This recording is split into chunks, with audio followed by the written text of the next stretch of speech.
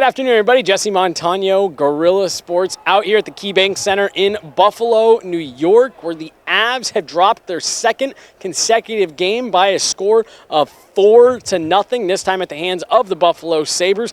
A lot of storylines to follow in this game. We came into the day really thinking this was going to be a lot about, Erik Johnson playing against his old team for the first time, but in the second period, things shifted drastically when Cale Makar went down after a scary collision with Kyle Okposo. Makar and Okposo were skating for a puck that was behind the net.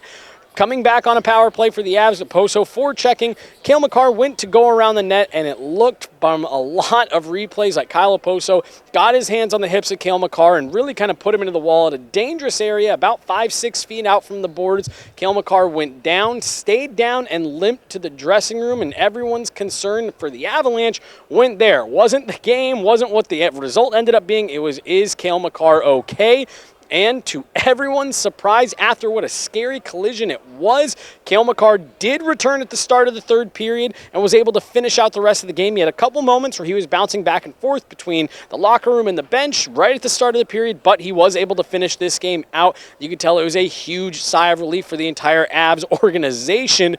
But what really stirred this play up quite a bit here in this game was no call on the play. It was a scary hit, a dangerous collision, and again, from a lot of the replays, it did look like there was some onus on Kyle Okposo to not make that play. But when we spoke to Cale Makar after the game, he owned up to a lot of that play, saying that he thinks there are some things that he could have done to help avoid the entire situation. I just felt like I kind of went into the Chinese splits a little bit into the boards. Again, I haven't watched it yet, so I don't know if I just toe-picked or just kind of shuffled my feet wrong or what, but I think a lot of that's just on me. I take two more strides, I think that's completely taken out of play, so yeah.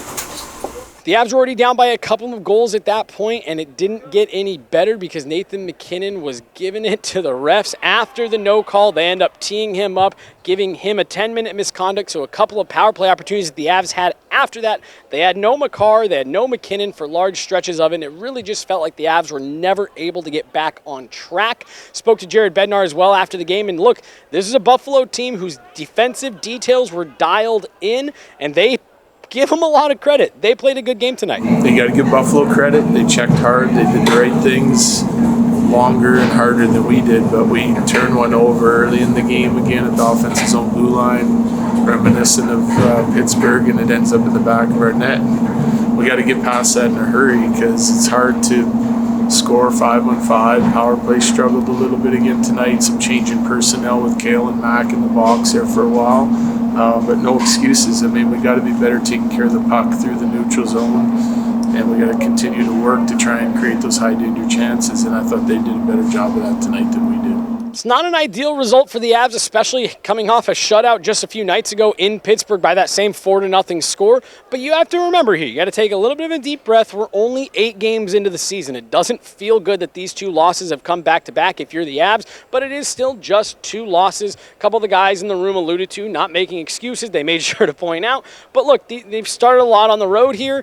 You can tell, at least for me, they looked a little mentally tired. I think that Pittsburgh game was kind of a game that pushed them over the edge a bit. I think these guys are ready to get home. A light schedule this week against St. Louis. At home on Wednesday, then in Vegas. Just a quick little 1-game trip. Always easy to get in and out of Vegas from Denver. So they are looking forward to a bit of a rest here, and after the way that we've seen them play these last couple nights, I think that it's safe to say that they need it. Like I said, they're going home. They've been out on the road here for a week. This is their second week-long trip since the season has started, so they're looking forward to getting home. I'm looking forward to getting home, and like I said, a light schedule this week, be able to reset, regroup, and I think you're going to see a much better Avs team on the ice on Wednesday against St. Louis, but until then, it's time for us to get home and look forward to those games. There's a little bit of a lighter schedule this week, see if the Avs can't get back on track.